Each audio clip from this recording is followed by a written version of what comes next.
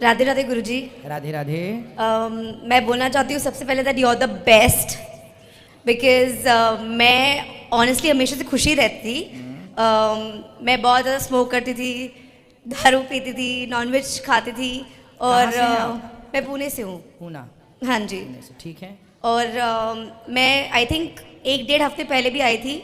मैं जिस दिन यहाँ आई उसी दिन आप चले गए एंड मैं वापस चली गई थी पुणे 3 दिन पहले और मुझे इतना अजीब लग रहा था वहाँ पे जाते ही। मैंने बोला I want go back you know because मुझे गुरुजी से मिला। मेरी मॉम ने बोला तू पागल हो गई है। मैंने बोला it's okay I want go.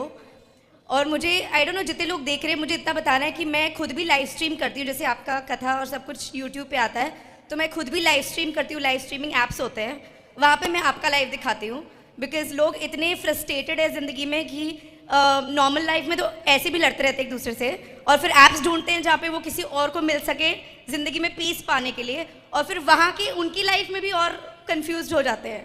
तो जब मैं आपकी कथाएं आपकी बातें वहाँ पे लोगों को सुनाती हूँ तो वो लोग भी मुझे बोलते हैं कि मैं पागल हो गई हूँ लेकिन वहाँ पर उस ऐप पे 80% अंग्रेज़ हैं बिकॉज यूएस ऑस्ट्रेलिया वो सारे लोग ज़्यादा सुनते हैं और आपकी कथाएं सुन सुन के मैं उनको भी लिटरली ज्ञान देने लगी हूँ। जो बात आप बोलते हैं वही चीज़ मैं उनको रिपीट करती हूँ। आपकी सत्संग की सारी चीज़ें ऑलमोस्ट मेरे हर एक लैंग्वेज में आई थिंक पूरा दिन उठने से लेके सोने तक फ्रेंड से बात करो, मम्मी से बात करो, बुआ से बात करो, बस आप ही की बातें चल रही होती हैं और वो लोग मुझे बोल रहे हैं कि बेटा तेरे से तो अभी इतना सीखना मिल रहा है, हम ही इतना नहीं सीखे। और जैसे आपने बोला कि अभी हम लोग का जो फॉरेन जो कल्चर आ गया है और जो एजुकेशन है, जो हमारा पुराना एजुकेशन था वो तो ऑलरेडी चला गया है। और फिर जब ये सारी बातें सुनती हूँ, मैं भगवत गीता सुनती हूँ, मैं भगवत गीता सोते सोते भी उठती हूँ तभी भी चालू होता है बिकॉज आई थिंक 18 घंटे का यूट्यूब पे है भगवत गीता और वो सुनते सुनते मैं सो जाती हूँ, सुनते सुनते उठती हूँ और आई थिंक मैंने उसको 6-7 बार सुन लिया है पूरा और वो एज अ प्रैक्टिस ही हो गया है।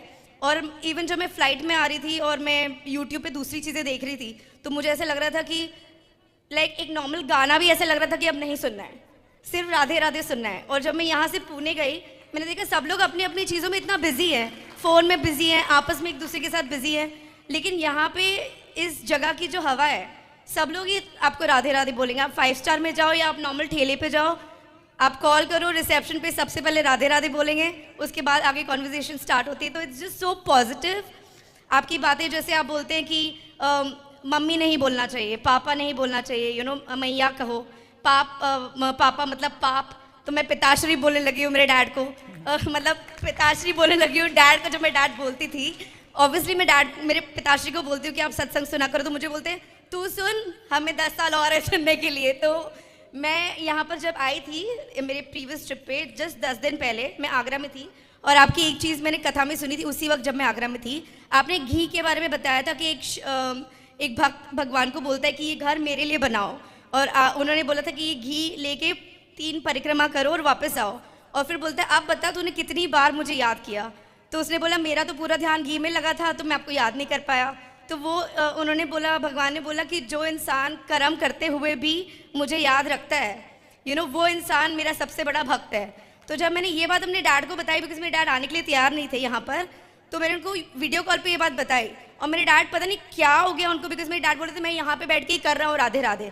तो मैंने बोला कि मेरे गुरुजी बोलते हैं कि जो फ्री इंसान बैठा रहता है वो तो कभी भी राधे राधे राधे राधे कर सकता है, लेकिन जो काम करते करते भगवान का नाम ले वो भगवान का सबसे बड़ा भक्त है। तो मैंने उनको बोला आपको यहाँ आना है और मेरे डैड लिटरली मैं इतने आई एम 36 गुरुजी और मैं इतने सालों में मैं जब भी मेरे डैड को कुछ बोलती हूँ जवाब ना ही आता है और मतलब सामने बैठ के कन्विंस करना जवाब ना आता है।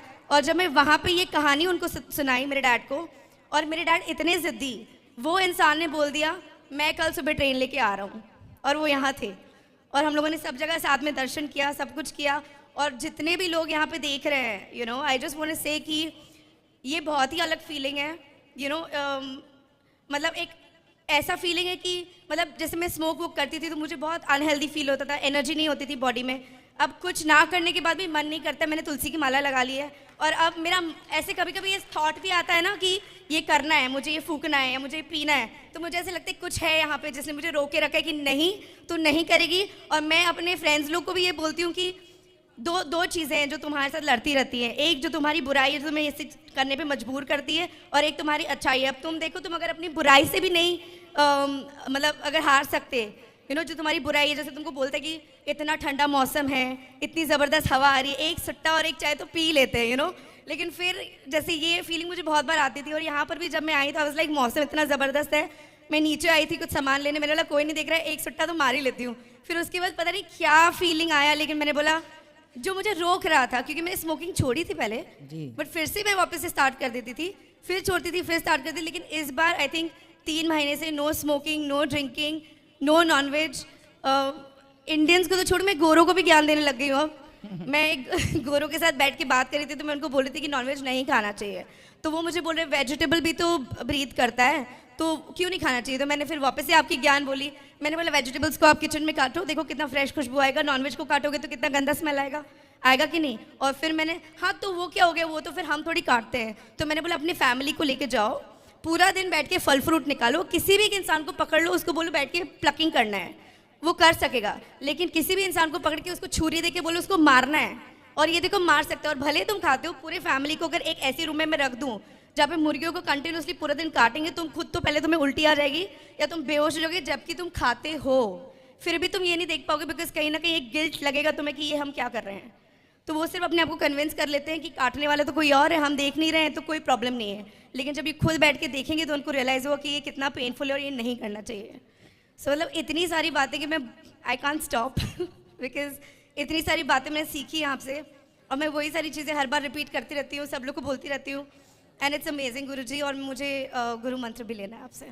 कल ले लीजिएगा। और आश्रम में माताओं के दर्शन किए आपने? हाँ जी, मैं गई थी, और मम्मी पापा को ही बोला था, लेकिन मम्मी पापा सर्दी में इतने काँप गए थे, बिकॉज पुणे में तो ऐसा मौसम होता नहीं है, तो उन्होंने बोला नहीं तू जाके आ।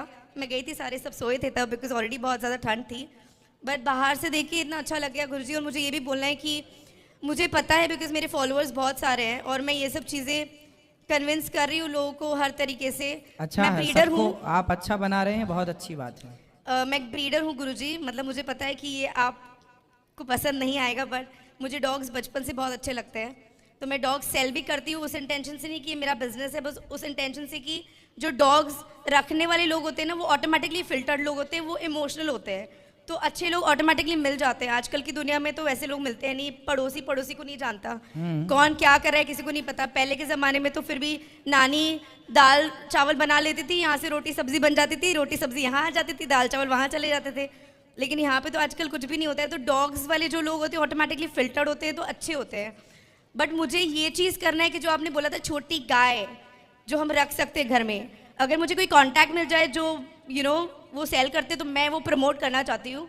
अगर मुझे कोई आके बोलेगा कि मुझे एक डॉगी लेना है, मैं उनको बोलूँगी आप एक गाय ले लो और आई वुडंट माइंड। अभी वो छोटी वाली जो गाय है ना, बहुत कम मात्रा में है, बहुत तेजी से वो बढ़ेगी।